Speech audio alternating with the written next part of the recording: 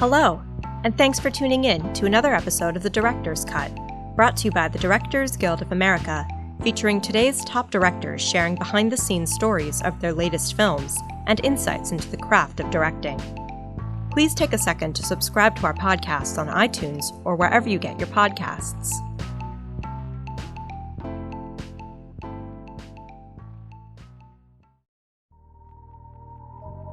This episode takes us behind the scenes of director Damien Chazelle's new biographical drama, First Man.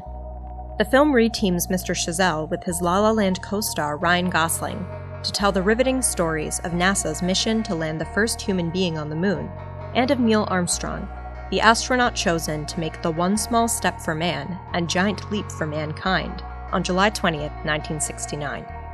In addition to First Man, Mr. Chazelle's credits include the feature films Whiplash and Guy and Madeline on a Park Bench.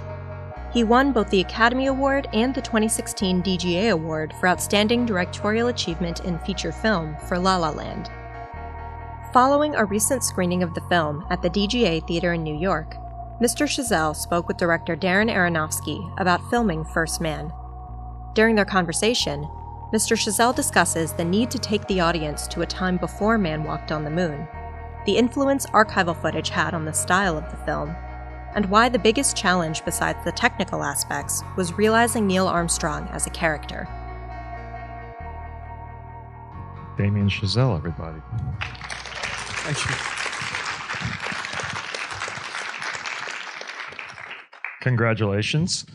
Can't wait for your sophomore slump. It doesn't seem to be going to happen to you. Sorry, not to wish you any bad, but tremendous job.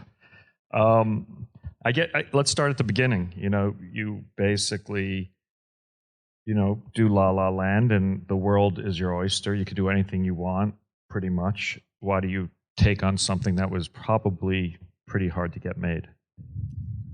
I had started to. I guess the easy answer is I'd started to work on this, I guess right before I started shooting La La Land. It was during that sort of what felt like the interminable time of trying to get La La Land made, where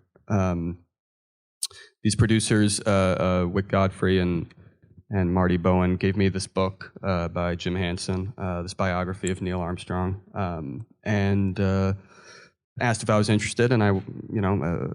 That was all for Whiplash. So it was. So it would have been kind of shortly after Sundance, and my main focus at the time was still just trying to get La La Land off the ground. So I think I always had sort of one mind on La La Land and one mind on whatever was in front of me. So then, I read this book. I was interested in it. I didn't really feel like I had the wherewithal to write it myself or to sort of dive completely into it at that moment. But the things I was sure about were, sort of roughly how I wanted it to feel visually, and that I wanted to try to have Ryan Gosling play Neil. That just seemed to me like just before Ryan is on La La Land. And exactly. So that's actually how I met Ryan. Was sort of I got a meeting with him to pitch him this, and he seemed interested, but then very quickly. I guess he had heard that I had a musical script, and very quickly the conversation went there and started being about Gene Kelly and Busby Berkeley, and that was probably the last. It was basically the last time we spoke about Neil Armstrong for the next year and a half or so, and that was making La La Land. But then basically as soon as La La Land was done, I was hoping he'd still he wouldn't have been completely sick of me yet, and so I made sure to time it so that I had, by that point, finally had a script that Josh Singer, the screenwriter, had time to craft, and we kind of handed it to Ryan, hoping he'd still have it in him, and then we were off to the races. So basically, the short answer to the question is I didn't have to actually deal with that sort of moment of, oh shoot, what do I do next? It was kind of, if Ryan was going to still be on board with this thing, that's what I was going to go and do. So before the whole award circuit stuff, you started to set this up and get this in motion? It was, I guess, during that whole. I think Ryan literally read the script on a plane from one festival to the other. So it was kind of the La La Land was in the can, but I was seeing a lot of Ryan, obviously, doing that whole kind of it's also an interminable sort of world that just seems, you kind of are on a treadmill for a while, and so it felt like having something concrete to talk with him about and to be working on was healthy. Excellent. So hard to. It's an interesting film. The big challenge is you don't have really a traditional antagonist. So how did you create suspense? Everyone knows that Neil Armstrong walks on the moon, yet you have to create all these sequences of near-death experiences. Did you perceive something as being the antagonist in the film? And how did you sort of craft suspense when the audience sort of knows what's going to happen? How did you think about those challenges? In a way, I think, I guess that was sort of, in some ways, right at the core when I first started doing just the bare minimum of research, just the very beginnings of kind of, again, reading Jim Hanson's book and starting to kind of peel back the layers. And I think the first thing that struck me that sort of felt like could be the, kind of spine of the movie was realizing that I didn't realize how kind of close to failure this whole thing came, how unlikely, how audacious, how dangerous the entire program and mission as a whole, comprising various sort of submissions, was. And so it felt to me like you could actually maybe use what the audience knows, use these sort of big kind of goalposts like the actual landing on the moon, as a way of talking about things that the audience didn't know, and then hopefully maybe inspire questions about what one as an individual or as a nation or as a world is willing to sacrifice in the name of some goal, whatever that goal is.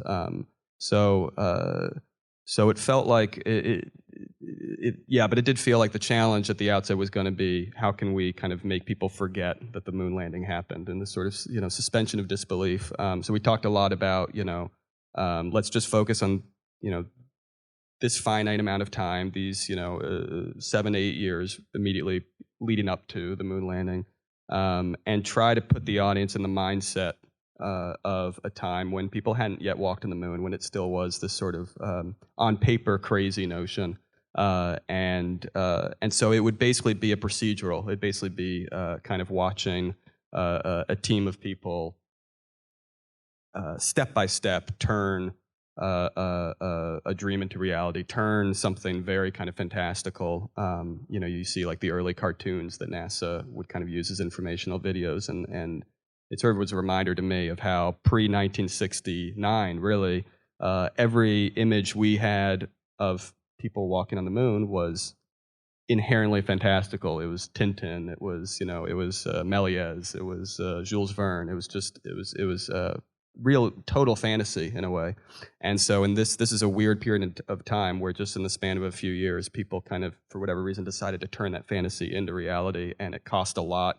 Cost lives, it cost obviously a lot of money, a lot of resources, and it felt like that sort of cost and that sort of the difficulty of turning something into reality was that would be enough of a spine, enough of a backbone to basically set the movie again.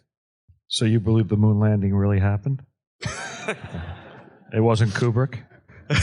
I'm just joking. I know what was interesting though is I always wondered where the camera of the actual walking came from. So it was a great moment to see Yes. see the footage and then to pull back and show. So the camera was gripped onto for the whole ride. They had a camera riding outside there. Well, what the government tells us is that the camera was on. Yeah.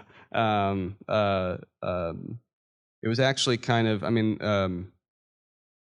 Little things like that were sort of fascinating. I remember we didn't really. I don't think we really wound up showing it in the movie. But another thing that moon hoax. I've gotten to become very familiar with the moon hoax community. Did you see the Mythbusters where they busted it? It's a really, I don't know. I'm a big Mythbusters fan. I love that show, but I haven't seen the one where they actually do that. I mean, they proved that it actually happened, or they busted the myth, whatever.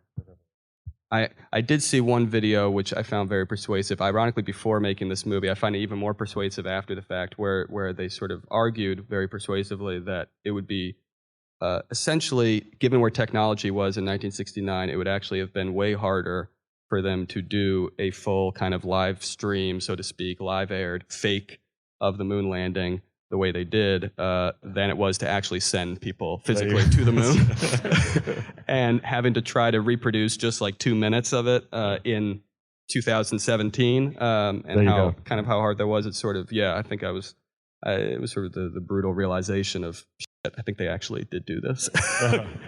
So let's talk a bit about the visual style, which is, it's a fascinating approach to go so claustrophobic and to really, I mean, I just love the kind of spare use of wide shots for tremendously dramatic reasons. The approach makes total sense to me, but why don't you talk about why you went that direction? Well, I think I guess where it probably started was just a feeling I got from the actual archival footage when I took the time to actually just start watching. And a lot of it's in great documentaries, and a lot of it you can just sort of find almost unedited online. Just archival footage, especially taken by the astronauts themselves. That in a way wound up dictating almost everything. It dictated using 16 for a lot of the stuff. It dictated the kind of handheld documentary style approach. It also, I guess, kind of dictated what I wanted space to feel like. I guess that was the other thing. It feels like there's been so many movies about space, so many great movies about space travel. So you want to try to find something that can be your own way in.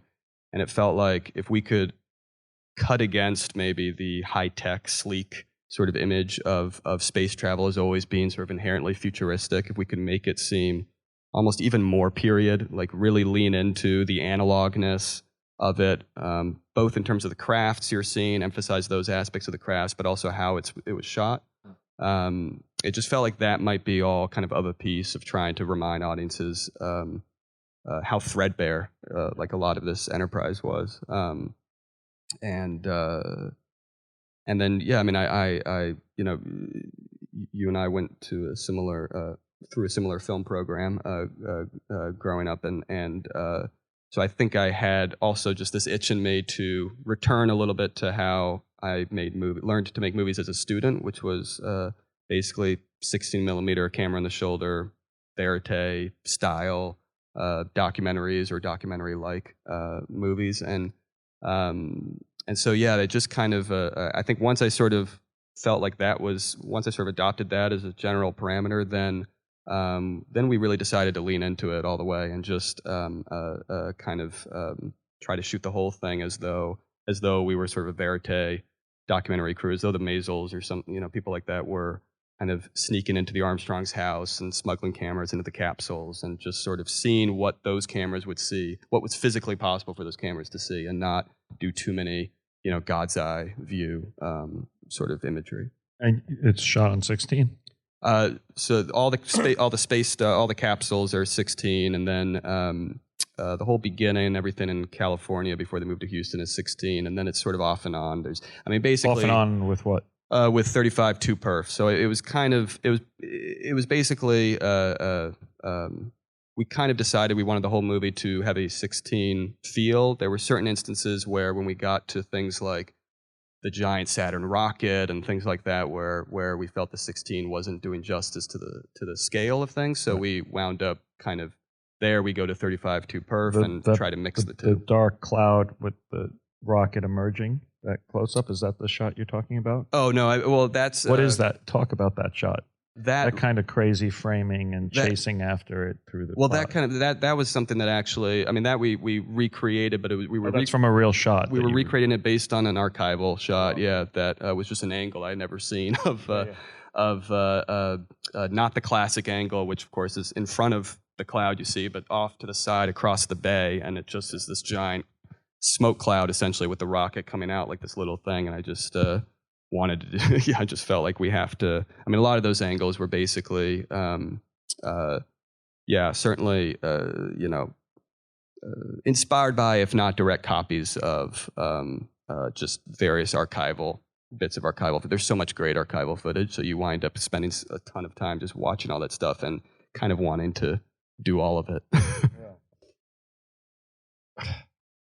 This is a question you don't have to answer. The glass at the end, through the glass. You know, he's a really. I mean, I don't know that much about Neil Armstrong, but I always heard he was. Well, he was a very private man, and there wasn't much known about him. And the way he dealt with his children, the way he dealt with his wife, and then there's that moment at the glass. Can you talk a little bit about how how you direct an actor who has to be withdrawn and still get an emotional performance out of them? It was, yeah.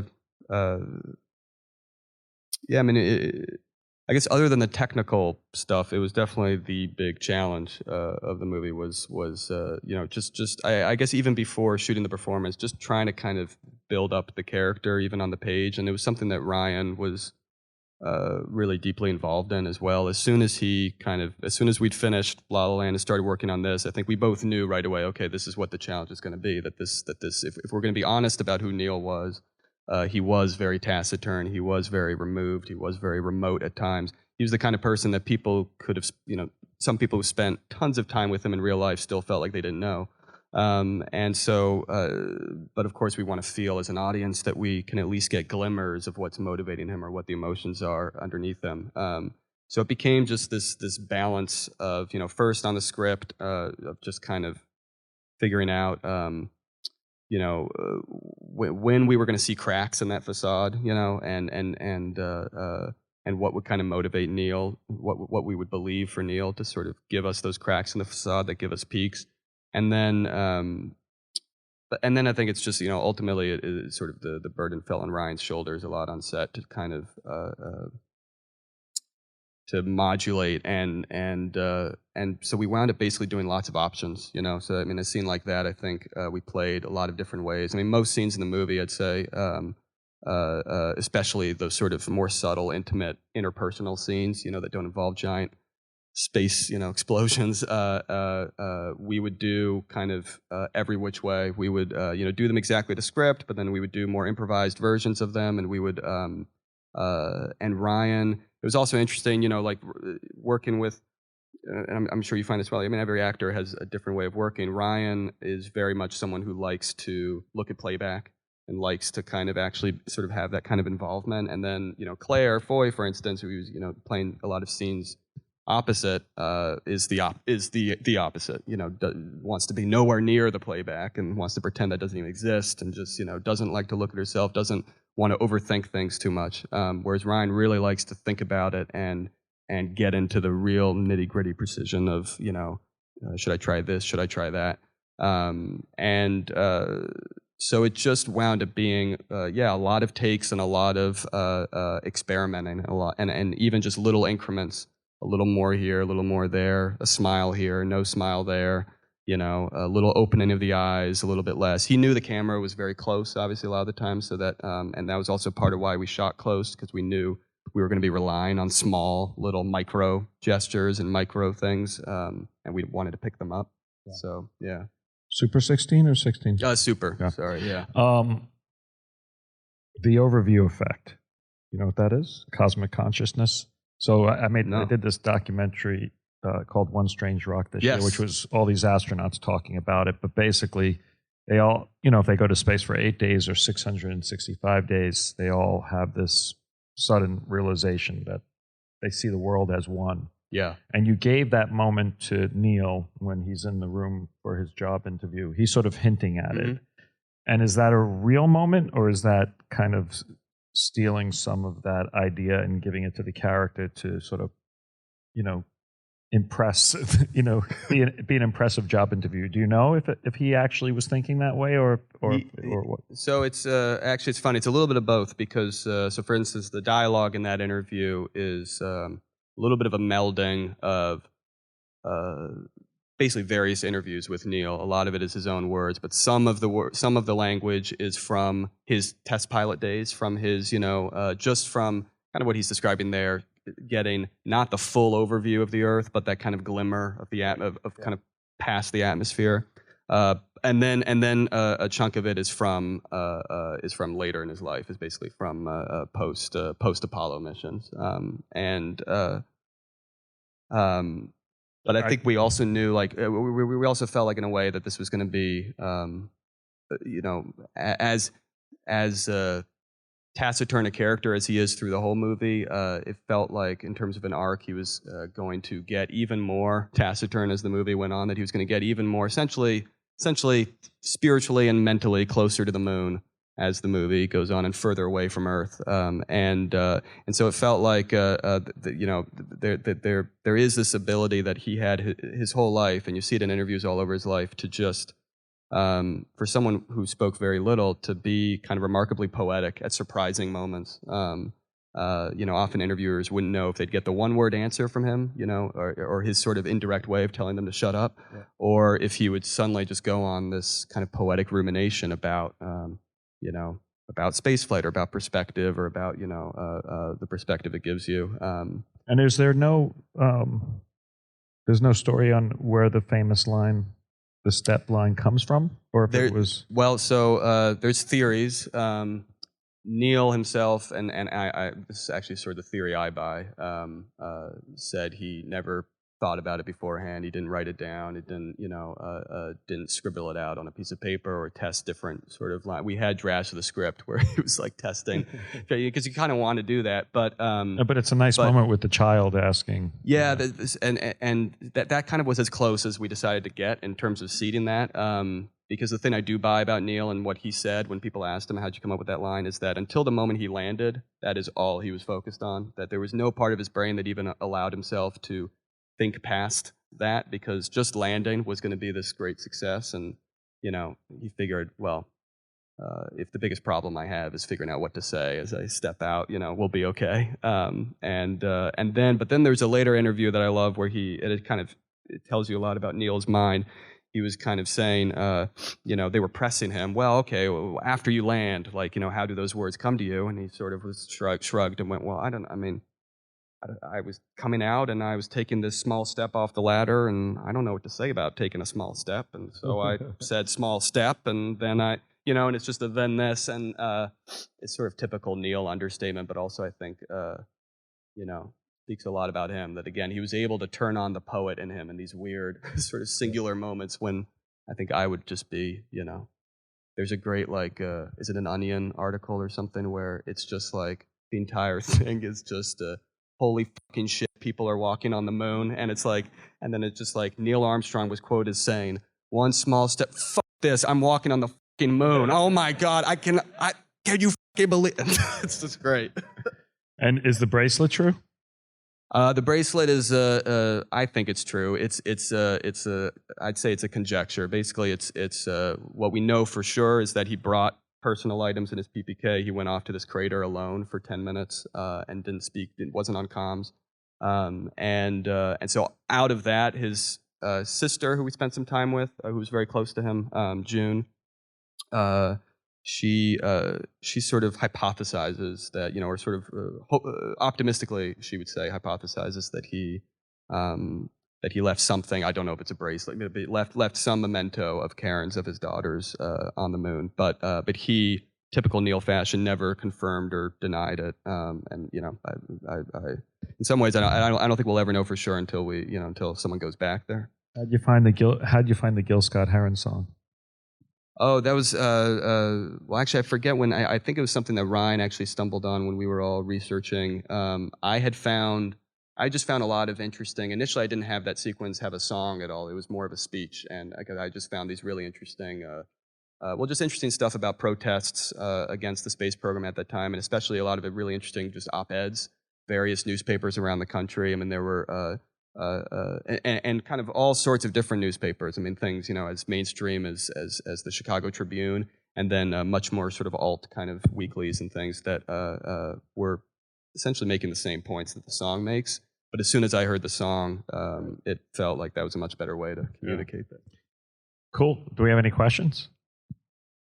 Yeah. It was certainly something I was very,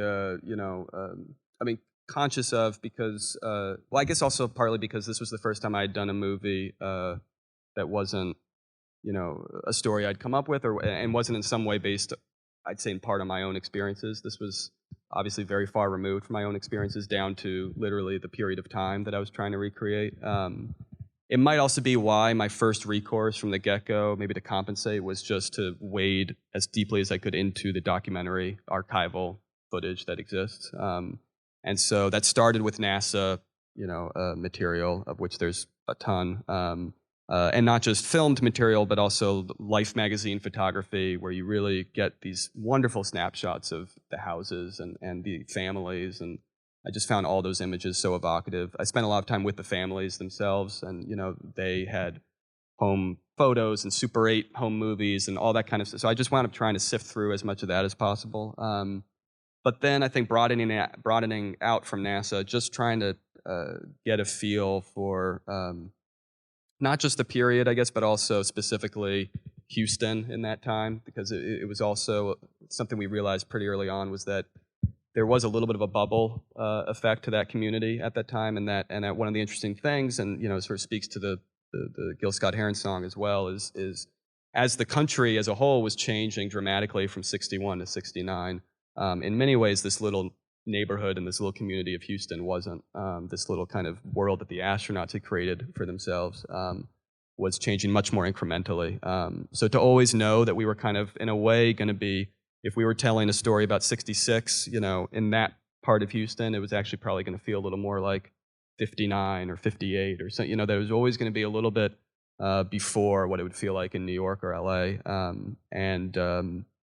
And yeah, just trying to get those details. Again, looking at a lot of documentary footage that once I was done with the NASA stuff, looking at just anything by Weissman from that era, or the Maisels again, or the Robert Drew documentaries, things like that, to just sort of get a feeling for it as much as I could, because I didn't myself live through it. He was born in the 90s, or close to him. 80s. 80s. I know, I'm just teasing. Please. It was, it was, I guess as always, at least in my case, it was definitely a fair bit longer in the first cuts. But then it sort of zigzagged. I mean, I remember, kind of, we shaved it down a lot, and then realized we needed to restore certain things, and it sort of hemmed and hawed as we edited it, and we did preview it, which is my idea of Chinese torture, and I just. I can't stomach it as a filmmaker, but where did you test it? Well, it was always in LA, so Sherman Oaks, I think, and it was 2 different theaters, Sherman Oaks, how'd it go? And then it went okay. I mean, it was. I'm the world's worst tester in the world. I had to do it on La La Land too, and it's literally a nightmare. And after La La Land, I swore I would never do it again, and then somehow I got roped into doing it again. Let's talk about that. Do you do it a lot? Let's talk about it later. It's awful. Anyway, but what I am a big fan of, I'm not, as you can tell, I'm not a big fan of testing, but I'm definitely a big fan of putting a movie up on its feet, so to speak, and screening it. So definitely, and actually more so on this movie than any movie I've done, we would do kind of semi-regular screenings, but smaller, intimate kind of groups at the edit or near the edit room. But definitely trying to just see, figure out the pacing, the rhythm. Also, it's a dense narrative, so figuring out where we needed to help the audience information-wise and what people could come in knowing and not knowing. Yeah, I mean, it's yes, very much. I mean, that was certainly one of the big kind of things in post of just like I was saying, just trying to modulate it. There was also. Also those tough, certain tough things where you'd kind of shave the movie down to just the plot in a way. You'd sort of go. We definitely did that cut where which probably is a cut that everyone does at some point, where you go, okay, what happens to the movie? Let's just see what happens to the movie if we literally cut out everything that only keep the stuff that you literally wouldn't understand anything without, and let's just look at the bare skeleton. And sometimes you learn positive things from that. Certainly, one thing that really was affected badly by that was Neil's character, because he needs a little bit of that extra breathing room for you to, as you say, for you to feel those kind of slight changes in him, because everything is going to be subtler with him than it is with louder characters, even other characters in the movie. So yeah, that was, yeah. I mean, it was trial and error, very much so. I don't know if I the scene I'm thinking of, I don't wish it was in the movie. I think it was the right thing to cut it. I just wish that I'd been smart enough to realize it wouldn't be in the movie and not spend a lot of time and money shooting it. But Neil and Janet's house, shortly after they moved to Houston, burned down in a freak house fire that almost killed them.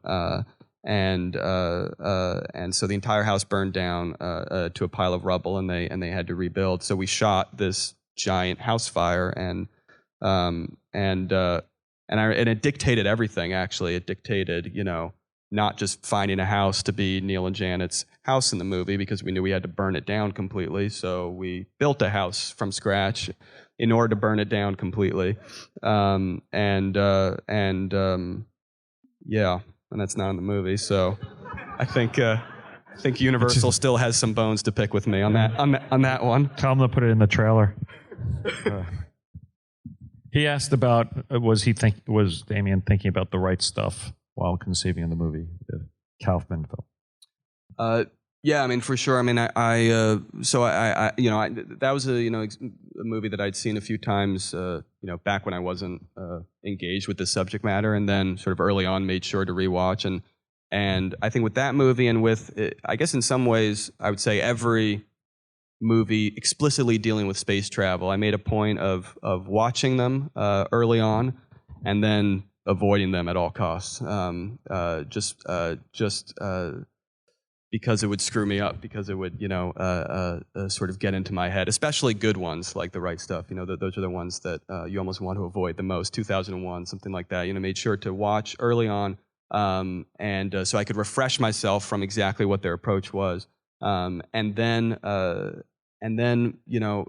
especially as we were getting closer to shooting, you want to almost, or in my case, create a little bit of a bubble around myself in terms of the sort of things that I feel okay to kind of pilfer from.